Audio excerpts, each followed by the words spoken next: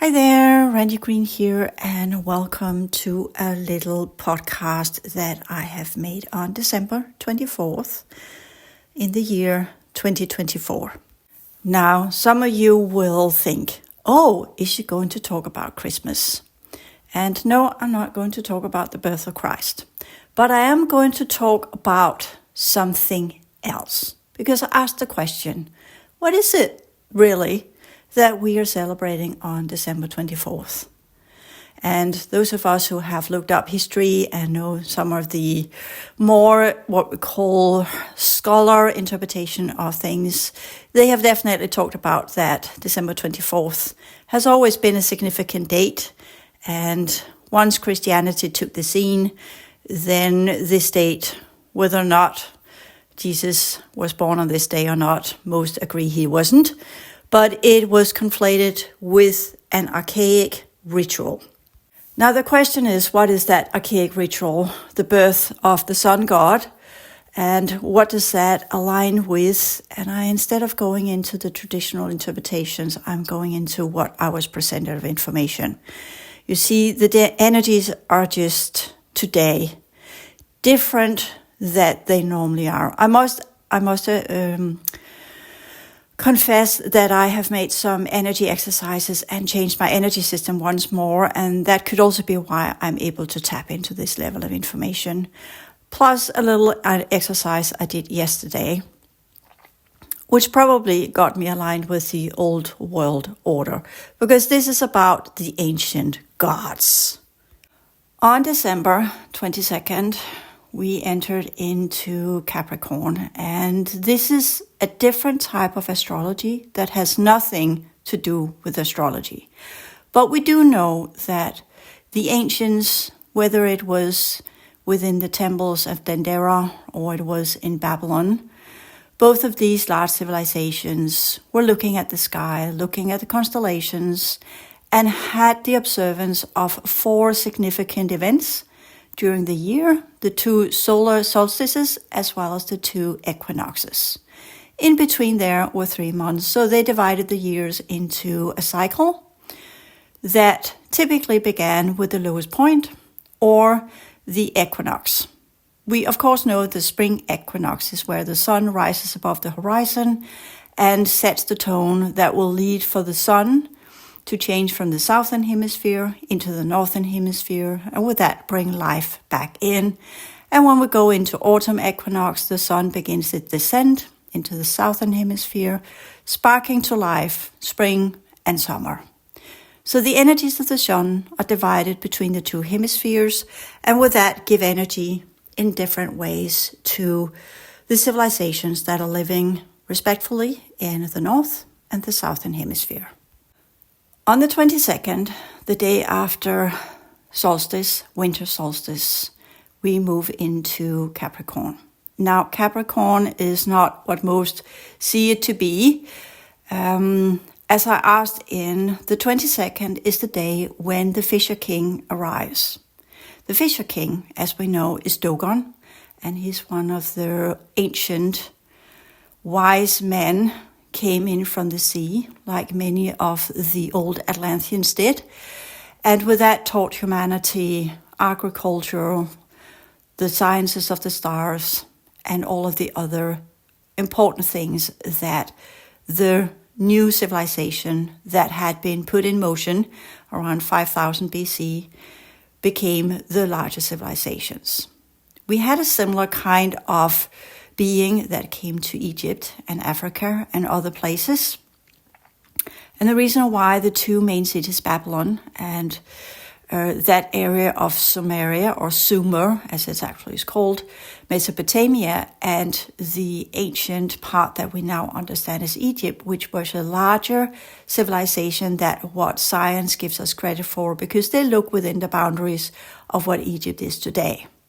However, Africa was divided into different, what we could call tribal states, and this is not what this story is about.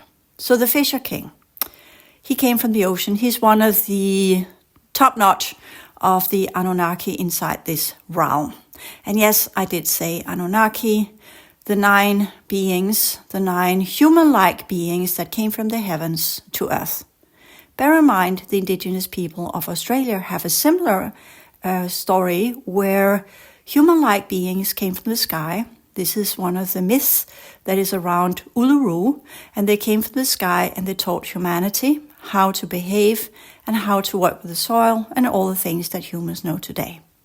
This is a different approach than the one where it typically said, and that's some of the later myths where the kings found their the human kings, the nobility lineages, later on when some of the scavengers took form and became the king lineages inside our society, inside our world, created secondary myths that supported their anointment as the human kings. Now, let's go back to the original level with the Fisher King. So the Fisher King comes in. He only comes in once a year. He does not belong to this planet. Some might say he actually came from Neptune. So in that, he is not a Niburian. Dogon is not a Niburian. Step 1. The 9 Anunnaki, we are also having similarity in the Ennead of the Egyptian ancient gods that were prior to all of the other gods that came later on. So we're talking about the ancient layers of the colonization of our planet that led to the creation of a new type of human, as well as later on a colonization that led to what we could call an enslavement program. So what I'm here saying is that back in the early days, there was not the enslavement that came later on as the larger gods retracted, left the scene, and left it in the hands of different smaller groups within the colonization quadrant of the regress races that came in control of our quadrant in this part of the universe. So power shifts hands. And it is an interesting story when we are considering that next year, 2025, if you add up the numbers, 2 + 2 + 5 gives a 9. And that is, within the principles of the solar system, correct use of power. So perhaps it is suitable that I talk about kings and I talk about some of the powers that traditionally has governed our world. There are, of course, the equivalent other places in the Judean book of creation, as which we know as Genesis. We have the Elohim, and many translate that into the Shining Ones. I find that a little bit inaccurate. I would more call them the supreme powers, because that's more accurate. So all of the L's, EL or AL, or whatever we're going with, including the Anunnaki and some of the Egyptian gods and whatnot, they are supreme powers, and that is what we typically associate with gods. Now, I'm not going into ancient astronauts and all of these kind of things. This is what I get from the realm that I'm currently visiting to dig up this story. So perhaps there are things you can recognize, and there are other levels that you cannot recognize. Of course, we have to ask ourselves, is this astral?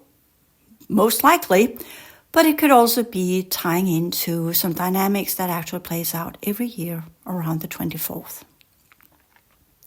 So what is going on today? Well, as I said, the Fisher King came in on the 24th, and he came from the ocean.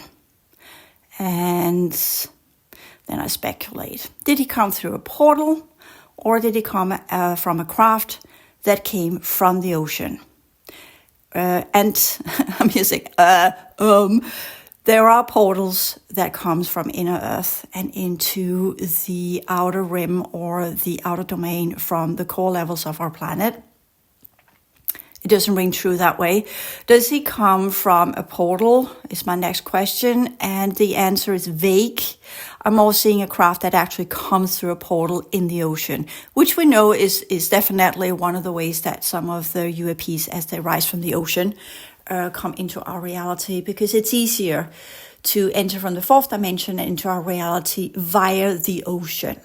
It just is. Where do I know that from? Well, that was a piece of information I got when I was in Australia, actually, when I was looking at some of the very large military ships that were in Sydney Harbour. And I was looking at them, seeing that they actually at the bottom had a fourth dimensional compartment inside the bottom of the large ship, which you walk there. Within this reality, you wouldn't know anything, but there was the fourth dimension behind it. And that has to do with some of the vibrational levels of the ocean and the abilities of the ocean. So there are some very large gates or portals in the ocean. We know one in the Bermuda Triangle, even though it hasn't been used for a long time, because that's an old Atlantean gate, and that is technically a fifth dimensional gate. So there are not so many that are utilizing that, but the fourth dimensional gates are absolutely in great use of the different groups that are a part of the regressed races, because they have an artificial fourth dimension that are linked to our solar system and all of the shenanigans that are going on here. And that was part of the colonization program, where they recalibrated the original reality construct into being able to harbor their type of DNA, or what we call extraterrestrial genetics, within the insectoid, avian, reptoid, and mammal species of humanoids that decided to colonize our world. So Dogon, which one does he belong to? You see, this is the odd thing about Dogon, because he's a fish, half man, half fish. So he's a mammal insectoid with some avian genetics and reptoid genetics. He's a hybrid, one of the early ones. Did he have scales and were presenting himself like a mermaid? No, absolutely not, even though it's depicted for some like that. He does have human features, but he has this shape-shifting ability that allows him to, when he goes back into the ocean, it looks as if he gets scales on. The matter of the fact is, he definitely, or most likely, as I see it, has some Pleiadian holographic technology that allows him to change his skin into what we call a waterproof diving suit that allows him to swim to his craft, because the craft he comes in must remain in the fourth dimension, close to the gate in the ocean. He's only here for a short period of time.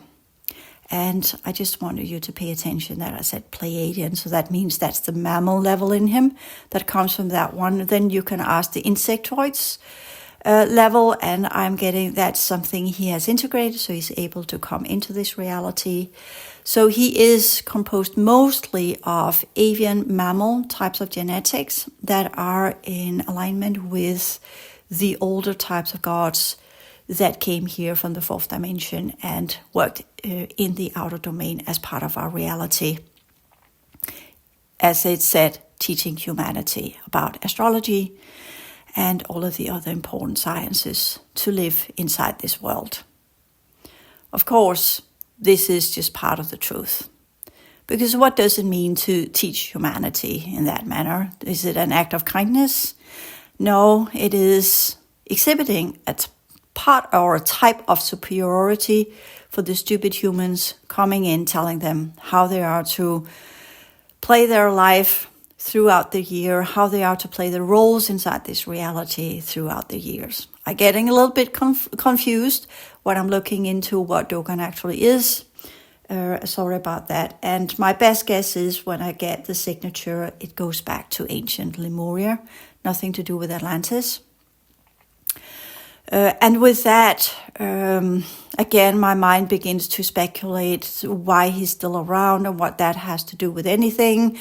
And again, it is part of some very old levels of our reality where we understand these dynamics and what made him shift side and become part of the ones that decided to colonize our species. Some of these ancient forces, the supreme forces, because I don't really like it to call them gods. So the supreme powers or the supreme forces of the ancient archaic civilizations that remained visible inside our reality for a while were not all extraterrestrial. Some of them were actually part of the solar system to begin with and shifted sides. And Dogon is one of them. He has got other versions of himself, but this is the one I'm looking at, the one that comes in every year. What kind of function does Dogon have? He is a judge. And that means that when he comes in because there are things that needs to be determined, which needs to be determined every year. First and foremost, there is the birth of the overarching ruling king of the year.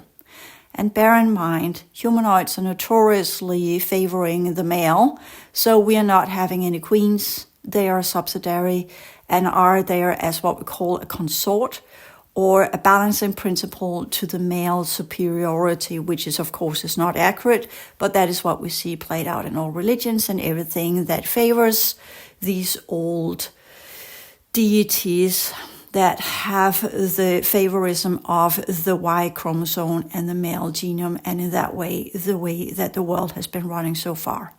So this is not about the female lineages or the way that the original civilizations that believed in progression and unity and harmony and balance, which are the traditional signs of the progressive races, which inside our reality are associated with the feminine type of beings, not necessarily within humanity anymore. There were female humanoids, but there are not many, as you know, when you look at the pantheon of the gods. The Egyptian Ennead actually had more female supreme powers than the Babylonian or the Anunnaki, the Sumerian 9 old gods. They only had Inanna, which is interesting in itself. If we go further back, there were other type of deities that were created later on for the civilizations, as all of the ones that were working with whatever could come kind of spawn into some type of life were often associated with some kind of female deity or supreme power that the females within this system could worship to gain all of the possibilities of continuing their lineages in whatever way that meant, whether it was with the creation of food or a creation of a child. That's not where I want to go, because this is the misuse of power that I'm here talking about. The whole thing here is misuse of power. It's distorted, it's regressed, it's archaic, and it has nothing to do with the advanced civilizations. But these are the forces that have governed the 12 months of the year for 15,000 years. So that's why I'm looking into it.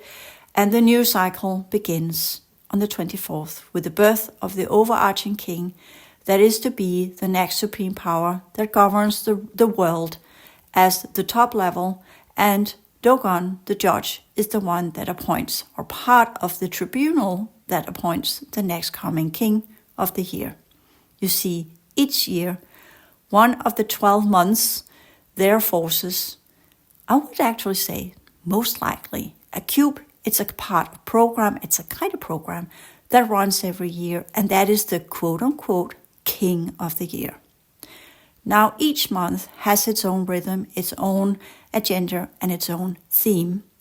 These are the forces that governs each month, and did that in the ancient civilizations as well, which we see with the gods of the month, that they worshipped to get the understanding and the favors of the different themes that were covered by each month. Now, the 12 months is a kind of wheel which we're seeing mirroring in astrology, and it repeats itself every year. It has 12 themes, it has 12 agendas, it is 12 programs. But we must also understand there is a little bit of a weird gap, because when you look in the ancient text of the year, there are technically only 10 months. More correctly, only 9, which is interesting, especially when you look at the old Roman calendars and on and so forth. This is a little bit, again, look into it. This is not about me explaining why that is. Just look into it. You can look it up on Wikipedia. Calendars of the year and how they have been over the course of history. In the ancient civilizations, there was not really what we could say months that were in use, or whatever we should say, in January, February, and March. These 3 months were kind of a dormant type of months. And that is a weird, odd thing, but that goes with the Roman calendar, where the first month, and that also goes into the Babylonian calendar, where the first month began with the spring equinox.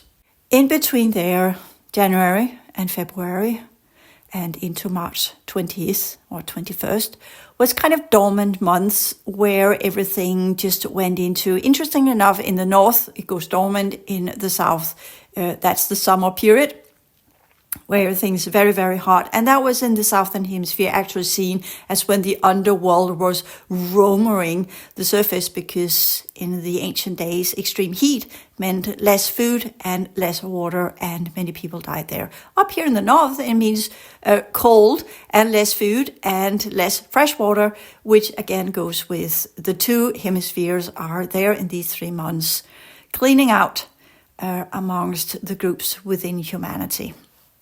Now, today, we understand the calendar of when to seed and when to work with the soil and when to harvest. That follows from March into April and ending up in September, where we have the autumn equinox. So that's the months of seeding and harvesting and preparing for wintertime, that in the first 3 months, from January, February into March, are dormant months that are rarely spoken about, because that's governed by the underworld gods or powers that would take what was theirs. And the whole practice was from more or less the 24th and into equinox to appease the gods and make sure that you were not the one that was supposed to be taken off the surface and taken somewhere else, due to the actions and what you had produced during the year. Again, this kind of conflates with some of the later aspects of worshipping that came with the later gods. The smaller gods, as we say, that were spawned from the larger gods. But here I want to go back to the larger gods, because there are kind of astral powers too that have been used in many ways and forms in different forms of worship. And I'm not doing that because this is not about worshipping. So the dynamics of the year, 12 different months, each governed by a specific program, a specific theme, and a specific quote-unquote deity. Now, here you would say, well, gods and deities are the same. And I could say, well, deity is the Greek word for it. God is kind of the Western English word for it. Are they similar or not? And I would say a deity or a deva is a smaller type of astral energetic being that normally governs these different programs within the different months. They're part of nature. They're part of the astral plane. They're part of the human realms. They're part of the animal realms.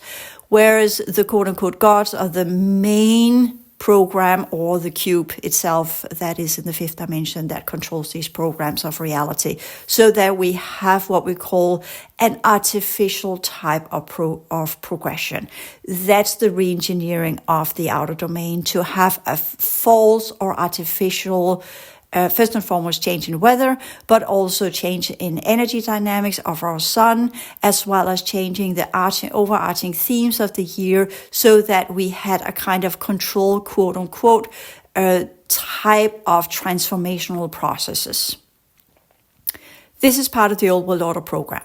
And I know that the parallel universal matrix races created the event program trying to override this, and did not succeed due to some counter actions that were done by the Niburians that then removed the shield technology, and with that their elevation or the event program collapsed, because it was built upon some of the technology of the Niburians. And the Niburians are not from Nibiru, as you have been told. If you go to Sitkin's understanding of it, that's not how I see it. I see the Nibiru or the Niburians coming from the D10 collective, which is also housing some of the ancient Draco races and some of the groups that came from Vega but decided to join the D10 collective, and other smaller groups that have come from that quadrant. So we're talking about different quadrants that we can associate with different levels on the sky. And if you want to pinpoint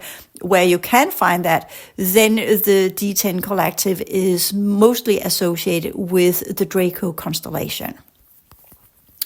Okay, but that's another story altogether.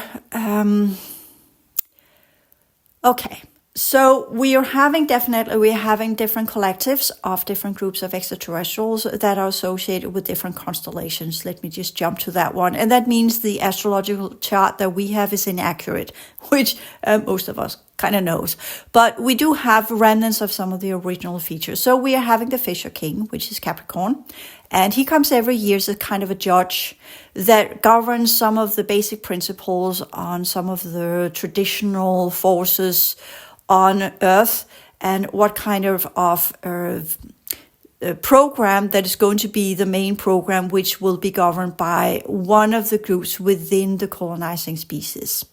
Now, this is a little bit complex to understand, also because I'm being confused here, which is interesting. So I'll go right to what I am to say instead of all of this background information. That's always the issue when I'm tapping into this. Then those of you who are not in touch with reality and what this is, you will need all of these explanations to get to what I'm here saying, because you have not encountered it. And by that, you have not experienced it.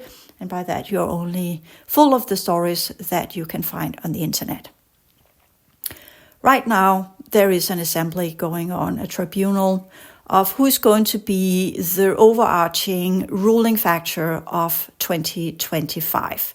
Well, first and foremost, the number sequence is within the last leg of the 3-9 pillar cleaning and activation process of the reality dynamic. So that is associated with the one that must be the overarching king, the ruler of the year, must be someone who has the ability to work within the schematics of power. As this year, 2024, the ruling faction or the ruling principle or king or power or force or God or whatever you want to call it, was within the principle 8 correct use of energy, which is those of us who've been working with that have experienced that through the different thematical challenges that we have had that had all been associated with the correct use of energy, whether it was in our energy work or in our everyday life or the resources or whatever we were dealing with, whether it's money, whatever it is, was all about energy. Energy it shows in water, it shows in electricity, it shows in money, it shows in transportation, it shows in where we live, how we arrange our house, how everything that is to do with current, some kind of current, some type of transformational process. That's the correct use of energy. Which ended with me releasing all of the whole Academy material for free. Anyways, just putting it in context here, so those of us or those of you who are doing this, you know exactly what I'm talking about, because you see these overarching themes of the years and they follow these number sequences and the principles. It's very simple. There are natural laws to everything, and the principles governs the years, as I talked about, both in the transition sciences as well as in the template sciences of these archaic forces. So the Fisher King is here, he is on his throne. And that is the throne that often has been associated later on with the throne of Neptune. And that's why I'm thinking he might come through the gate of Neptune, go into the 4th dimensional gate in the ocean, and then enter in. And his golden craft, which is elongated, but it's sharp in each end, which is an interesting kind of feature, is a one-man craft. And he comes in and he leaves. He doesn't have a big crew and it's not a big mothership that's out in the ocean. He just comes in on his own because he is one of the ones that belongs to that group that often associated with the group of the ancients or the ancient days of our planet and the original civilizations that used to be here. And that means he goes somewhere else. Where he goes, I don't know. That's not what we are to look into here. So we just keep on. He's there. There's a tribunal. Who's present there? There are groups of the descendants of the Draco civilization. And I'm saying it that way because the original Draco civilization does not exist anymore. There was a little bit of overturn. The ancient king had begun his process of going into becoming more and more reptilian. And in that way, he put himself into stasis to preserve his original genetics, which are now gone. because nobody lives forever, not even if you're in the stasis chamber. And his son took over, and his son decided to create the scavenger races and decided to play by a completely different rule book with absolutely no honor. And in that, all of the original laws and all the original prerogatives that the the Draco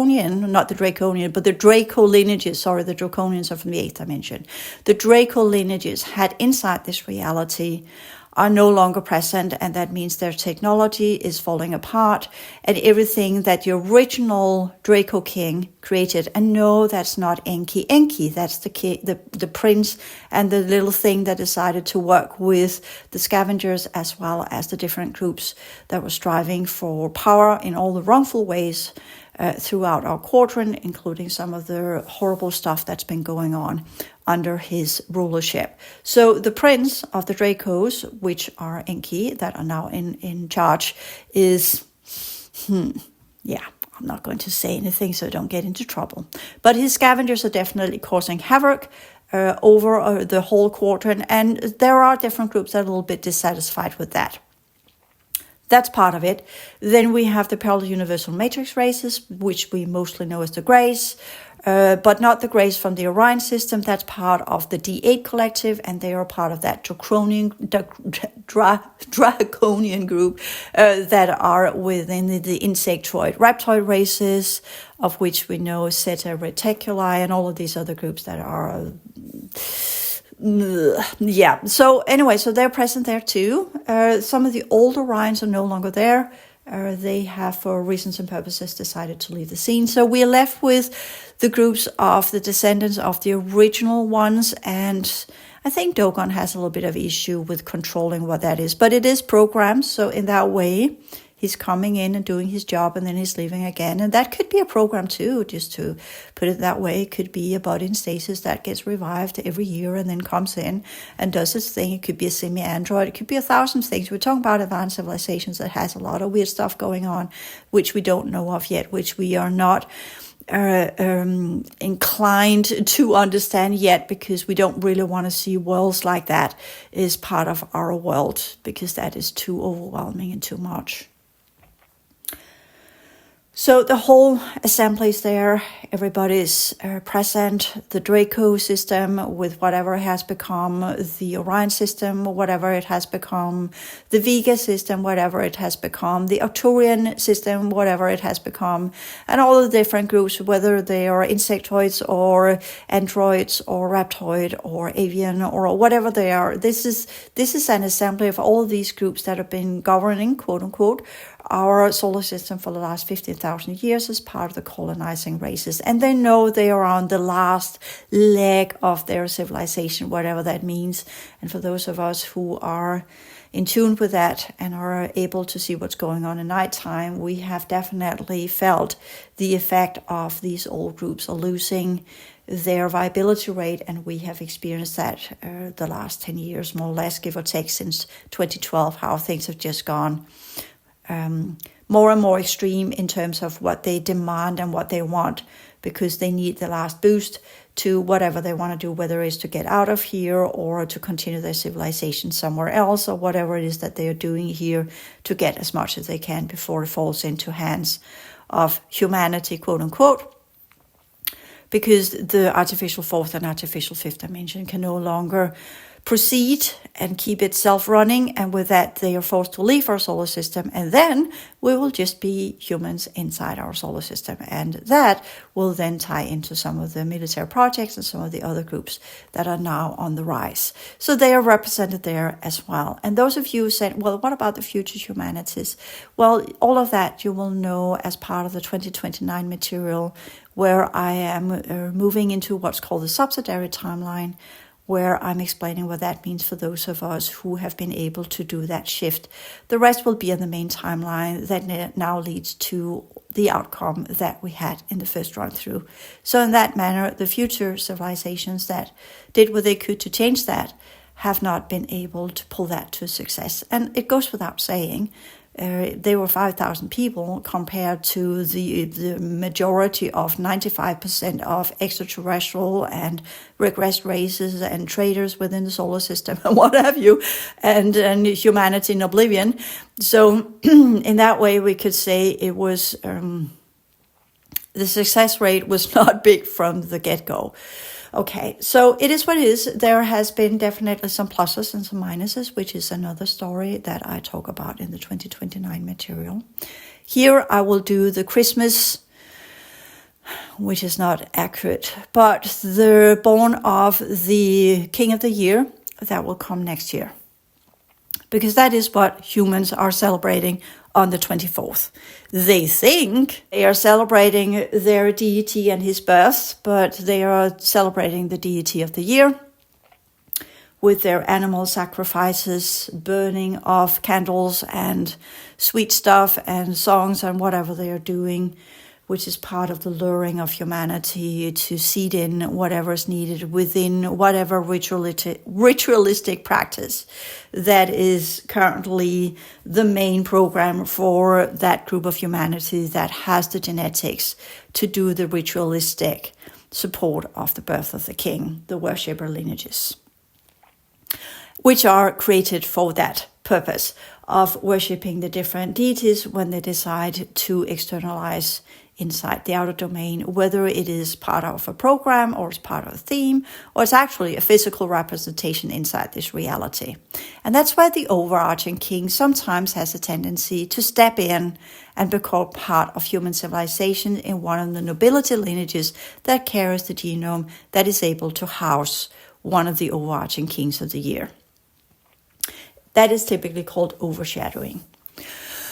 He might or might not do so. And again, it would be nice if there was a female, but these are humanoids notoriously inclined to favor the male, which we are seeing again and again with these scavenger, regressed, inverted, dark, perverted, distorted humanoid groups that have colonized our civilization for so long, and how they operate inside our reality, causing havoc, perversion, tragedy, pain, sorrow, war, disaster within different groups of the male population.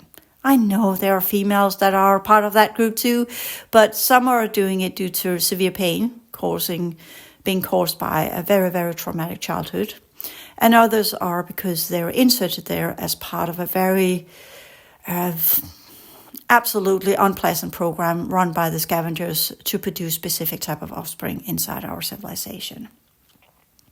I'm not saying it all females are that. I'm just saying that what most people think this is a world where things are different. I'm saying this is the part of the world that most people are not paying attention to on a daily basis, because there's a lot of good people out there.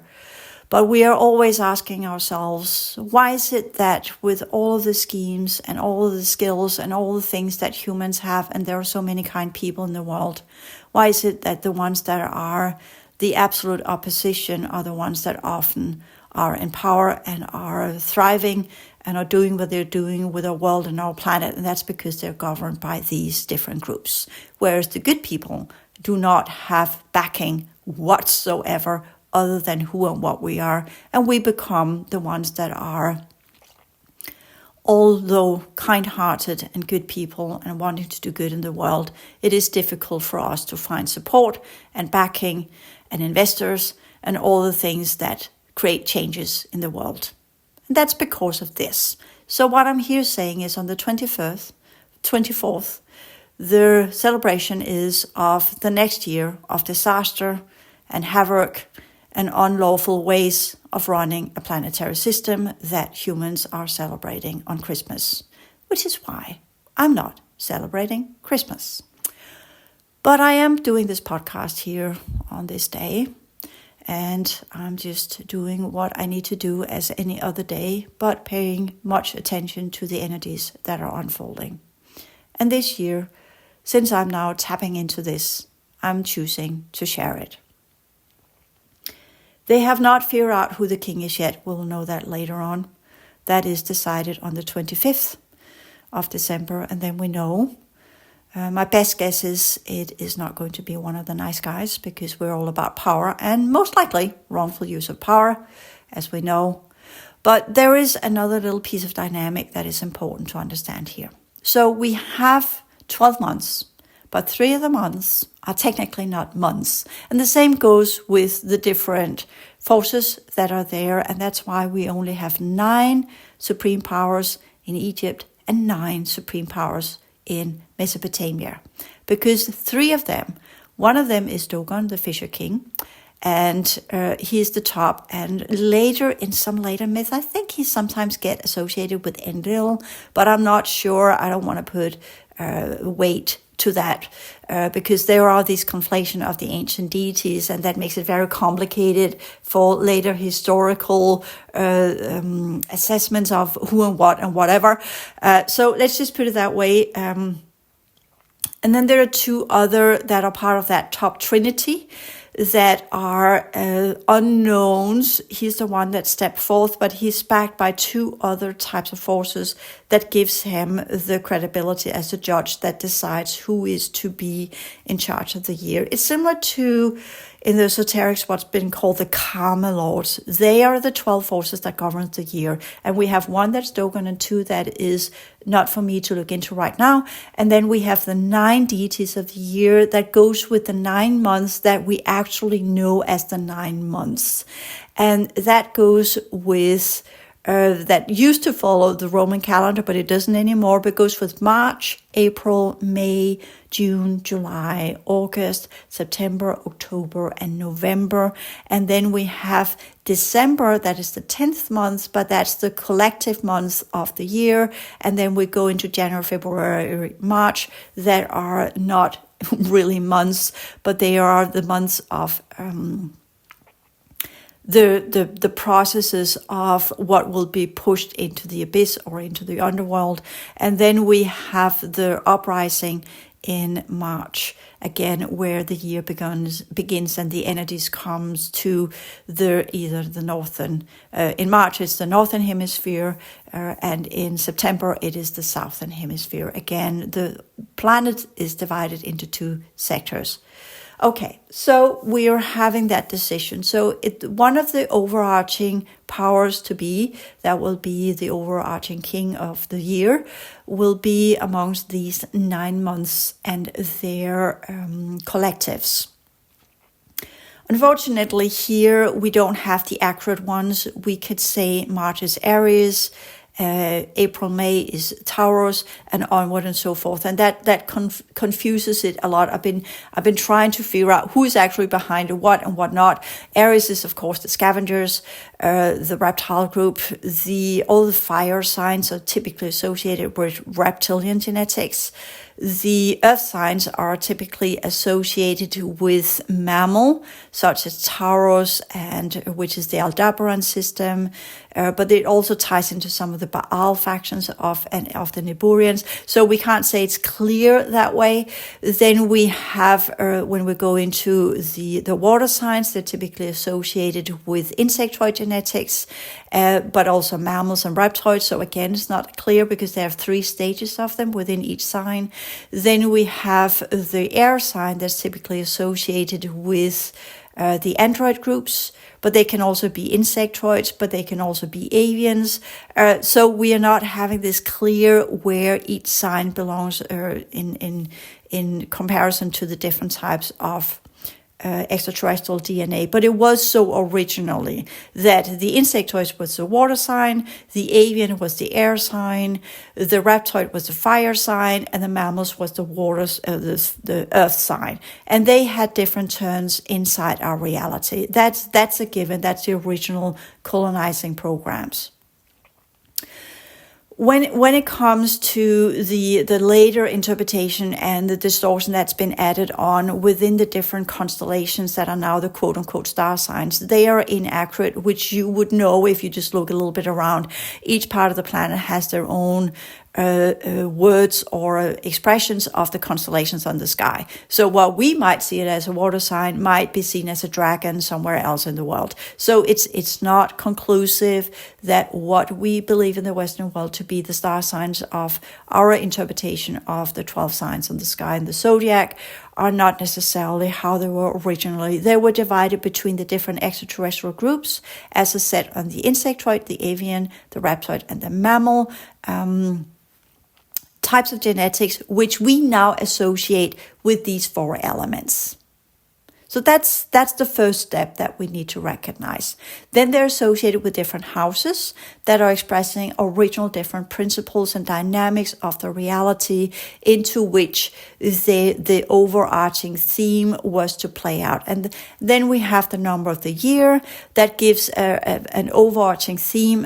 2025 is the correct use of power. But then you have each month that exemplifies the 12 principles, the 12 laws of energy, as well as the 12 rules of engagement, including the 12 choices of life. So there you have the number 4 again, that is symbolized into 4 different ways of expressing itself throughout the year in the rotundum that I have also talked about. So the important thing is to understand number 1 is of the I explained that in the template sciences. Number 1, the correct use of energy, as in the first of many and all of that. Sorry, I can't go into that right now because that's part of the original, and I'm right here embedded into the regressed recalibration of the original programs and how they changed the Pillar Project in to accommodate these distorted schemes inside our world. But they were based upon the original version, but these 4 groups within the insectoids, avians, reptoids, and mammals, they recalibrated, that's the colonial forces, they recalibrated it all and made it into this false scheme of the year that we are still running on, the fumes of, and that's still in play. And the tribunal right now is the discussion with the parallel universal matrix races, if they can do something to infuse the old programs, and then there is the whatever will come in play as the overarching king of the year. And then there are the 9 smaller forces that will play out. Again, as I said, there are 4 original forces, but they have been divided into smaller sections within the year, which is divided in 4, 2 equinoxes, 2 solstices. We have the 4 different powers that we now see as the elements. We have the 4 different types of DNA that are coming in with the different factions. Whenever it's their month, they come in, they govern their projects. The ones that are under the insectoids are typically the water sign. The ones that are under the air signs are typically avian groups. The ones that are under the fire signs are typically the reptoid groups, and the ones that are under the earth signs are typically under the mammal groups, of which there are few left. Most of them have been infused with other stuff. So in that way, we see how that play out through the year. And that's to be observant of when we talk about the true utilization of power next year. That is going to be summed up to a 9. I know this is a little bit confusing for most of you that would like to put it into classification and boxes and whatnot. But what you can say, there are 12 months of the year. Each month is governed by a sign that is associated with one of the elements. These are associated with one of the 12 groups that are here, in different variations that are combining the 4 different types of original extraterrestrial DNA within specific programs that unfold over the course of the year within each month. Each month is divided into 4 weeks, where the 4 aspects of the insectoid, the avian, the reptoid, and the mammal within that overarching group of that big element that is governing that month, whether it's the water or earth or air or fire, is controlling the features of that month within that specific program that will favor that specific faction that has their projects going on in that specific month. That's the rotundum, aka the astrological chart, the enslavement program that runs every year. This is changing because these old cubes are breaking down as part of the astral barrier and the frequency fence, and that is breaking down. And that's the upheaval this time. So Dogon is there. He's got a lot of hassle, whether he's real android, semi-organic, a replicate, or whatever it is, it doesn't matter. He's there. He's presented there. Whether it's a holographic program, it's actual being, I feel as an actual being, and whatever he's doing there. And then once he's done, he will leave on January 20th when his sign is up. And then we will have the next sign that comes in and takes over, and that is Aquarius, and that will be the air sign, which most Aquarius is associated with androids, the event program, and that group that will come in and do the first step, that they will play out the 1-7 pillar, whatever they do for that month, and then follow it by the mammal races. Is that what's coming? Anyways, I'm confused now because I'm getting all of these. I'm trying to tie it into something you can understand, when it actually is not something you can understand, because the way we're utilizing it now is false. It's not accurate. So after the Aquarius come Pisces, and that's a water sign, and that, as I said, that is insectoid, and that is often associated with the android races, but the insectoids are also a large group that is at the bottom of the hierarchy of the colonizing species, hence the sacrifice. And anyways, once we begin to understand the extraterrestrial groups, seen in the light of the constellations, the star signs, and the stories that are associated with the different months, then things begins to make much, much more sense. And that understanding is, in a way, a type of power. So with that, we also understand that the correct use of energy and the correct use of power is then possible due to the understanding of these constellations, due to the understanding of the elements, and due to the understanding of the groups that are actually here. When I began this podcast, I was thinking that I wanted to put it out on YouTube officially, but I actually think this one will be part of a 2-step podcast, because I'm going to do a second one that will complete the first set of module 1, which we will use as unfolding of the material for next year. Because I think the information here, it goes into the correct use of energy and the correct use of power, where we now have this understanding of this is how the years are governed. So what does it mean for us when we are now trying to be on the subsidiary timeline? How does that apply this old world order system in terms of what we're trying to achieve to maintain on the subsidiary timeline? And that will be the last and final podcast of module 1, where I discuss this. So with that, I'll end this podcast, and sorry for the confusion, thinking that I was going to put it out there, but the information here is more accurately put in this course material. So until the next podcast, take care.